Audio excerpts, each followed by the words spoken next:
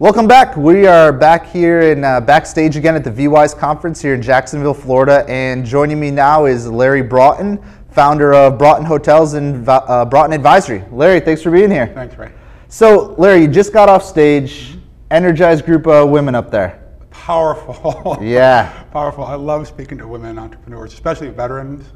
It's just a powerful group. You guys do an amazing job getting some world-class entrepreneurs here. Well, thank you. And this is, I think, just a great group in general. Absolutely, man. So, Electric. Electric is a great way to describe it. Yeah. Interesting title of the presentation, the F words. Yes. Tell us about them. Well, I think that in entrepreneurship and frankly, just generally in society, people don't like to talk about F words. People want to hear all day long about, hey, how good am I at what I do? Let's talk about success. But frankly, if people would talk more about the F words of both fear and failure, I think that we would encourage more people to kind of spread their wings in entrepreneurship. Sadly, most of us are just driven by fear of negative chatter that goes on in our head, that we're just not good enough to do things, and fear that we're just going to fail. But the truth of the matter is, success is all about failure. It's just how do you respond to it? Yeah. Do you curl up in the fetal position, or do you learn from it and move out and do a better job the next time? And I think in business too, that failure is integral to be able to continue to grow. Absolutely. You know, in my presentation, I have a slide that's of the mural that's in the Honda Motor Company plant in Japan that says that success is 99% failure. And they don't just make Honda Civics. It's a great car, but they make some of the best aircraft engines in the world, right? They make some of the best motorcycle racing engines in the world. These people know what they're doing. And they understand throughout the entire culture, hey, let's just make a bunch of failures, because that means that we're pushing ourselves. Because if you're not failing, you're not moving far enough or fast enough towards your potential. Is the way I look at it. So for those of you who don't know, Larry's a former Green Beret, Army Green Beret, as I said, founder of Broughton Hotels, grew that company into a successful company. We were just talking about upcoming deals with that. And now have launched this other business with Phil Dyer, Broughton Advisory, and brought some interesting concepts from your guys' military service into your core focus. Tell me a little bit about that. Well, because of the stuff that we spoke about earlier, is that there's a whole lot of snake oil salespeople out there telling you how to get successful as an entrepreneur or in business. And what they're doing is they're taking what made them successful once, and then they're kind of going out and making money on that.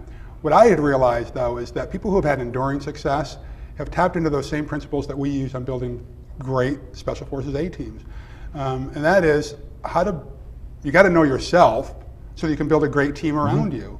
And so we do some entrepreneurial assessments to make sure that people really understand how they're built from a cognitive perspective, like how do I respond to stimuli, and then build teams around them. And so we focus a lot on building elite teams, making sure that people understand what your vision is for your organization, and then setting up some great accountabilities along the way. And so because of that, we have mentored and coached entrepreneurial startups and worked with people like the Pentagon and Turner Broadcasting, because everyone understands now, whether you're a large organization like the Pentagon or Turner Broadcasting, that the entrepreneurial mindset is powerful. And even if you're not in I wouldn't define Turner Broadcasting as an entrepreneurial company, but they know about the entrepreneurial mindset. And so we're all trying to do more with less. Right. Really, isn't that the lifestyle of most startup entrepreneurs? Absolutely. That's it. Leverage all the resources you can. Absolutely. And really, the military's done a great job of that for years, particularly when they build teams of Navy SEALs or in Special Forces. They get people who understand the mission. They are selfless. They just want to serve the mission of the team.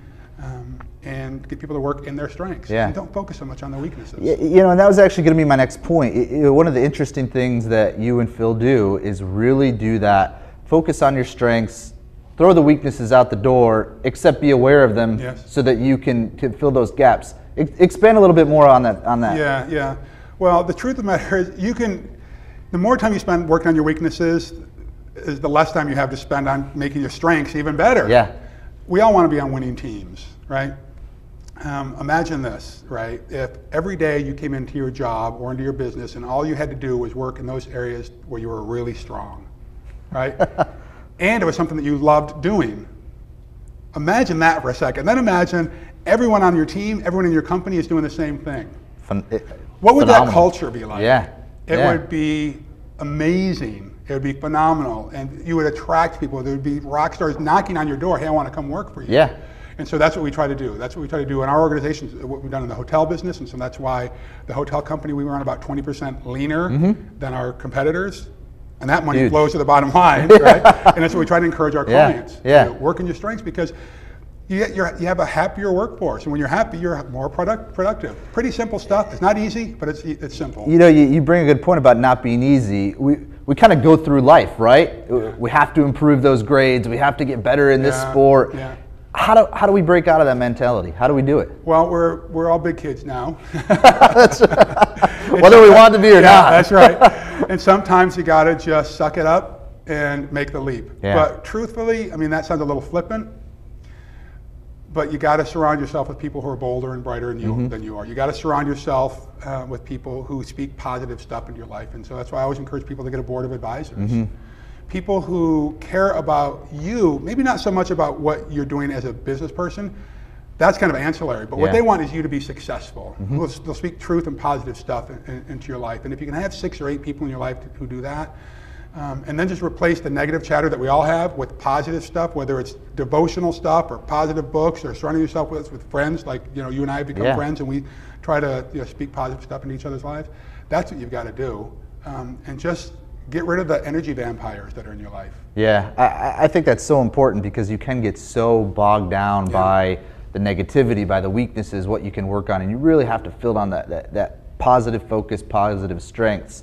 Larry, I want to shift real quick before we wrap up here.